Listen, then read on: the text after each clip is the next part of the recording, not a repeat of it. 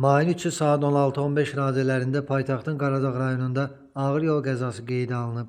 Belə ki, 1989-cu il təvəllüdlü Elçin İsmayılovun idarə etdiyi Toyota Prius markalı avtomobil 1990-cı il təvəllüdlü Anar Kəlpəliyevin sürdüyü Kamaza çırpılıb.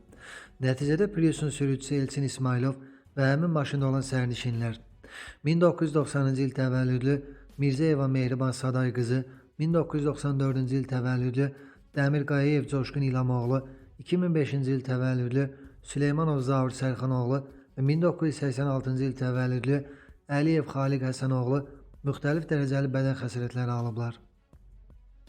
Coşqun Dəmir Qayayev aldığı ağır xəsarətlərdən mayın 5-də xəstəxanada həyatını itirib. Faktla bağlı Qaradağ rayon polis idarəsində cinayət işi başlanıb.